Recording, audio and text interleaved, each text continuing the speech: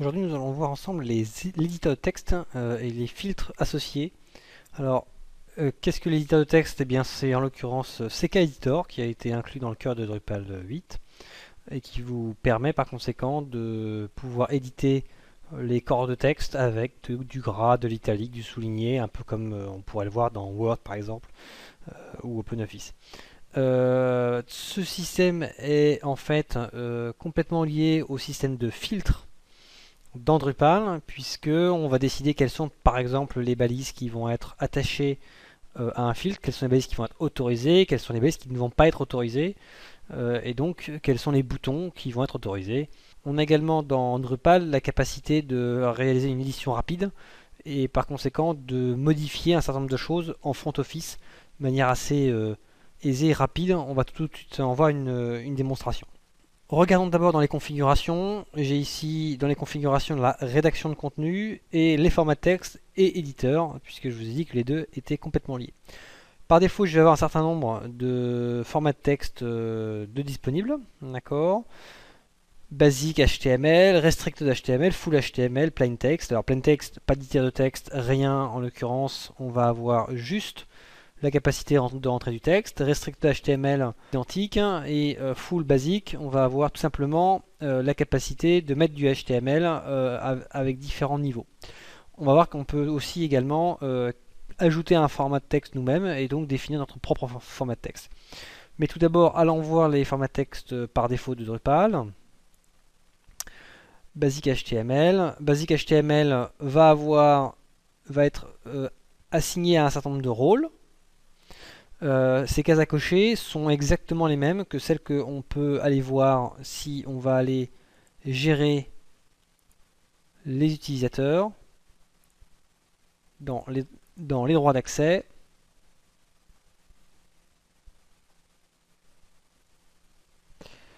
On a aussi ici Use Basic HTML, Full HTML, Restricted HTML et on a les cases à cocher ici. Donc l'action que vous allez faire ici sera exactement identique et va être répercutée dans la liste des droits d'accès des utilisateurs.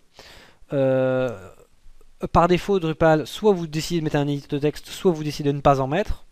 Il y aura sans doute des modules qui vont sortir pour intégrer d'autres typologies d'éditeurs de texte. C'est que CK Editor est encore considéré quand même comme un excellent éditeur de texte aujourd'hui. Alors voici tous les boutons qui sont disponibles en Drupal 8 pour les éditeurs de texte. Et vous pouvez tout simplement les drag and dropper pour définir lesquels vous voulez mettre ou pas. Alors par exemple, si vous décidez que on a le droit de faire un retour arrière, on va mettre par exemple dans Tools, retour arrière. Vous pouvez ajouter des groupes, action avancée. Et dans les actions avancées, je vais par exemple mettre le coller à partir de Word. Oméga, ce sont les différents caractères disponibles. Pourquoi ça marche pas ce truc? Voilà. Vous pouvez mettre évidemment ça sur plusieurs lignes si vous le souhaitez. Et donc définir l'ensemble des différents boutons. Encore une fois, il va évidemment y avoir la capacité. Alors on a même, vous voyez, le divider qui permet d'avoir un léger trait ici pour séparer certaines actions quand vous avez des éditeurs de texte extrêmement complets. Avec tous ces éléments là, donc vous voyez, si on reprend rapidement les éléments disponibles, souligner, barré, exposant, indice, ce bouton là permet d'enlever les formats, c'est-à-dire si vous avez par exemple des éléments qui sont italiques, soulignés, bleu, vert, etc. Vous sélectionnez, vous cliquez là-dessus et on revient sur du texte brut. On a ici justifié à gauche, centré, justifié à droite, justifié tout court, c'est-à-dire essayer de prendre l'ensemble du bloc, ajouter un paragraphe, enlever un paragraphe, revenir en avant qui est le pendant de revenir en arrière. Ça va faire une ligne horizontale pour séparer deux paragraphes, c'est un peu moins utilisé. Couper, copier, coller à partir de texte. Donc on va tout coller là-dedans et on va avoir du texte brut. Le format, les tableaux, alors ça c'est pour montrer entre guillemets les divs, hein, c'est pour les utilisateurs qui sont un peu avancés. Mettre, maximiser, ajouter donc des styles. Et ici il nous reste le gras, l'italique, ajouter des liens, les listes avec des puces ou les listes avec des numéros, citation, image, voir le code source. Donc là on va revenir en arrière, les caractères et copier à partir de Word pour conserver les titres, hein, le gras, l'italique, le souligné, etc.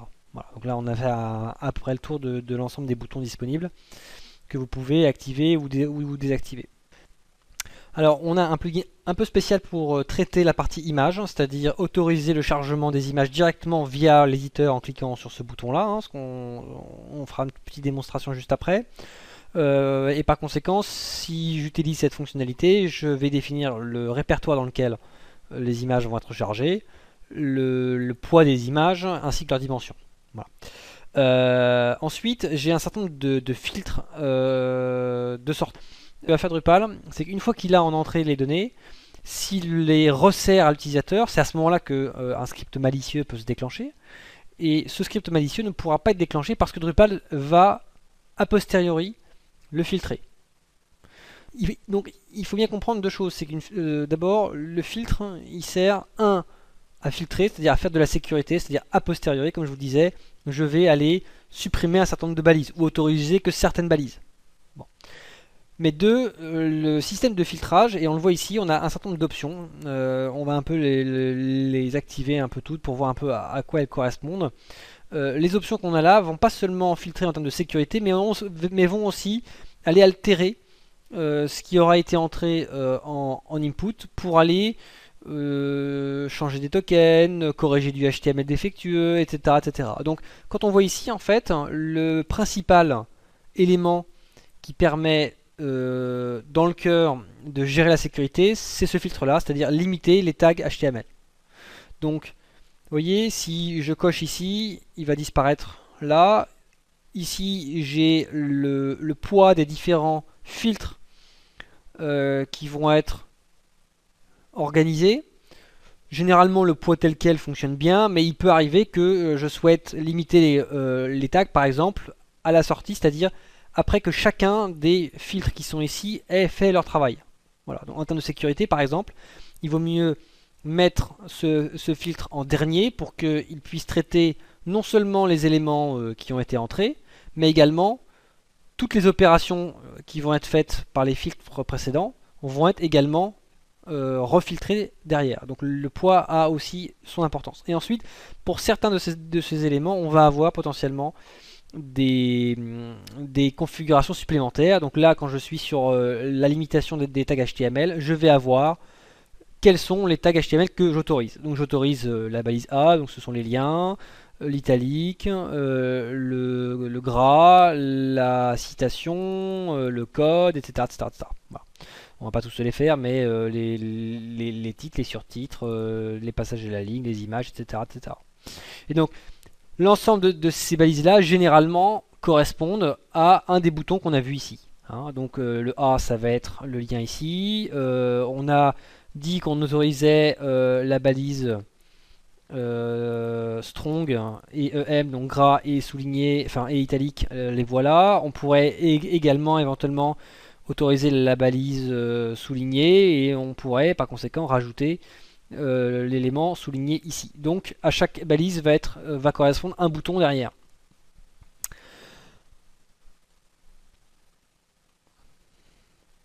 On a la capacité également de montrer un petit, comment dirais-je, une aide HTML pour expliquer aux personnes. C'est assez peu utilisé, tout simplement parce que c'est pas très simple à comprendre, entre guillemets, et il vaut mieux l'expliquer plutôt que de l'afficher, mais vous pouvez quand même le faire. Vous pouvez ajouter rel nofollow pour tous les liens, ce qui permet de ne pas avoir de problématique en termes de référencement pour des personnes par exemple qui voudraient spammer votre site et mettre des liens vers d'autres sites pour augmenter leur référencement. Si vous mettez un rel nofollow, à ce moment là les moteurs de recherche ne sont pas censés suivre les différents liens et donc envoyer entre guillemets un poids positif à la page qui est ainsi liée. Autre caractéristique, donc là on sort complètement effectivement de la sécurité. Convertir les URL en tant que lien. Eh bien, si je vais par exemple dans un éditeur de texte, on va faire un test ici de création de contenu. Si je mets un lien, ce lien est automatiquement changé en lien alors que nous n'avons pas mis de balise à href, etc. D'accord? Donc si je reprévisualise et que j'explore et que j'inspecte un peu l'élément pour voir à quoi, j'ai bien href égale role nofollow. Donc effectivement, je peux convertir les liens en URL et je peux même effectivement définir une taille maximum de liens, ce qui va me permettre, en prévisualisant, de couper le lien ainsi de manière à ne pas avoir un lien trop long. Si je reviens encore sur les quelques autres options dont nous pouvons disposer, on peut également avoir d'autres options sur les images pour rajouter un attribut spécifique pour l'alignement des images et la description des images. Et éventuellement refuser les images qui ne sont pas qui sont pas dans le site, c'est-à-dire hébergées sur le même nom de domaine. On peut corriger le HTML également. On va voir un peu ce que ça donne. Ici, je vais décider de faire une faute. HTML, test. En source, je vais faire strong. Donc je vais le mettre en gras, mais je ne vais pas fermer cette balise. Réalisation. La balise a été automatiquement fermée. Voilà, donc c'est une option que l'on met généralement par défaut, de manière à être à peu près sûr qu'il n'y aura pas de problème, qu'il n'y aura pas d'erreur potentielle sur le HTML. Bon, on peut également définir voir tout le HTML en texte brut, mais c'est rarement l'intérêt. Et enfin, vous avez une autre caractéristique qui est de convertir les passages à la ligne en HTML. Donc typiquement, pas vraiment le cas pour les éditeurs de texte, puisque pour les éditeurs de texte, quand je passe à la ligne, automatiquement des balises P sont rajoutées. Donc vous avez des paragraphes au fur et à mesure. En revanche, si vous êtes par exemple sur Restricted HTML et que vous n'avez pas d'éditeur de texte, quand vous allez passer à la ligne, eh bien, le système va vous rajouter automatiquement les balises HTML. Alors, il interprète les passages à la ligne en paragraphes. Alors, comme vous le constatez, donc là on est sur un filtre en particulier, mais nous en avons en l'occurrence 3 pour les administrateurs et les personnes pour les administrateurs par défaut. Et on peut également en rajouter autant qu'on le souhaite. Donc on va en l'occurrence ajouter un nouveau format de texte.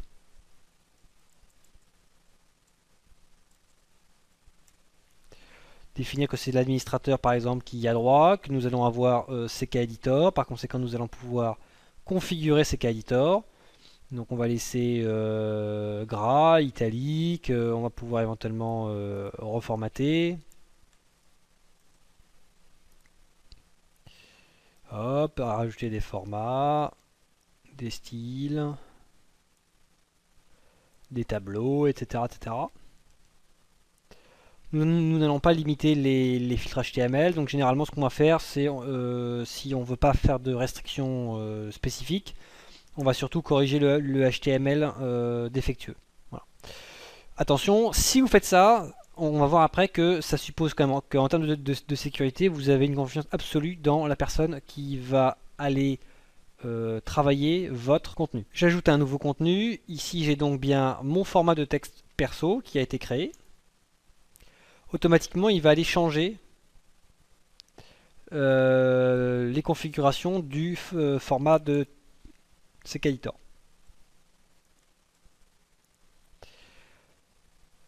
Là où je vais vous montrer effectivement si on met une balise script.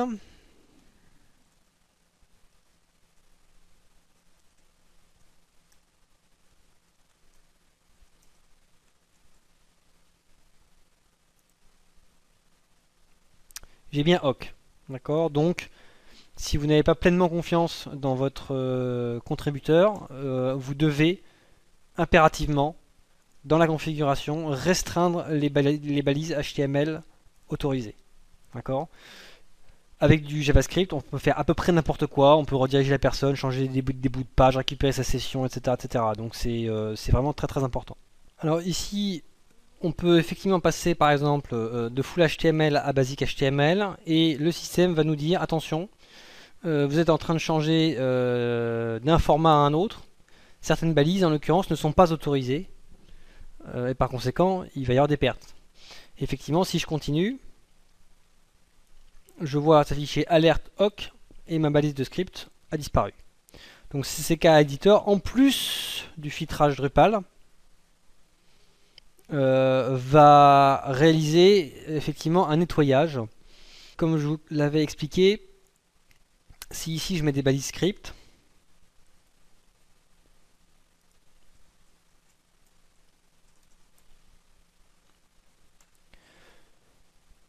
Drupal de base autorise tout. Par contre, l'éditeur de texte est quand même interfacé avec ce système de balisage pour faire en sorte de faire un nettoyage spécifique. Voilà. Mais globalement, sur l'ensemble des champs de texte divers et variés, il n'y a que du filtrage a posteriori. Voilà, la seule, comment dirais-je, exception, car il faut toujours une exception à la règle, c'est les balises des éditeurs de texte. Voilà, pour le reste, Drupal accepte tout de base, c'est CK Editor qui lui va aller automatiquement filtrer certaines balises.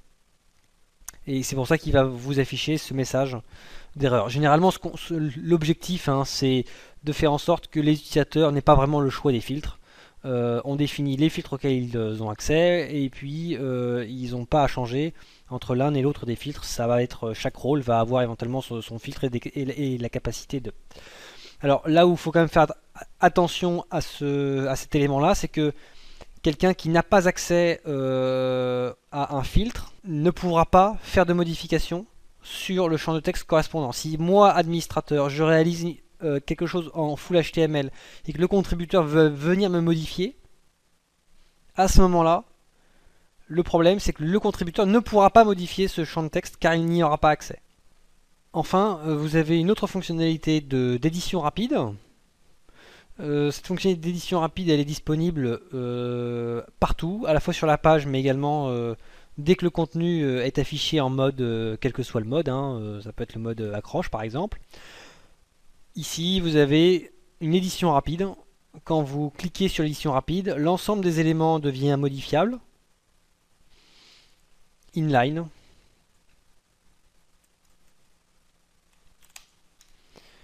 Et chacun ayant éventuellement son propre widget. Là, je vais changer le username. Là, je peux changer les liens de notre reportage. Je peux changer également la date, etc., etc. Alors, on va démontrer quand même une dernière fonctionnalité qui est la modification et l'ajout des images. Donc, en l'occurrence, je peux ajouter des images. Ici, je peux mettre le texte alternatif, d'accord, qui est important notamment pour les moteurs de recherche et pour le référencement ainsi que pour l'accessibilité. Je peux définir les dimensions de l'image, mais la problématique étant que comme je ne connais pas encore, le système n'est pas exactement parfaitement fait puisque je ne connais pas bien les dimensions de l'image ainsi chargées et par conséquent, si je définis la taille de l'image ici, je risque de la déformer à moins de mettre du pourcentage. Je peux quand même définir par contre, et ça c'est bien l'alignement, un title. Mon image est insérée. Je peux, si quand même besoin, la redimensionner et là ce sera plus intéressant parce qu'elle va conserver un peu, vous voyez, ses proportions.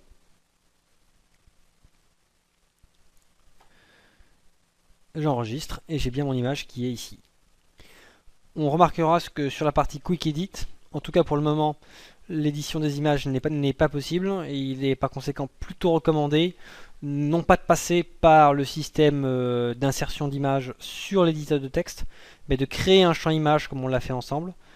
Et par conséquent, on aura la fonctionnalité également Quick Edit beaucoup plus aisément et beaucoup plus facilement, et on pourra définir des redimensionnements d'images, enfin bref, on pourra organiser l'affichage des images de manière beaucoup plus efficace.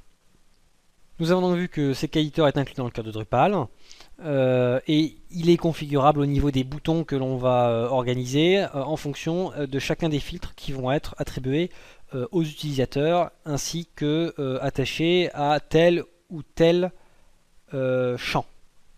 Puisque dans les champs, si vous allez éditer chacun des différents champs de texte filtré, vous allez pouvoir définir quel va être par défaut son format de filtre.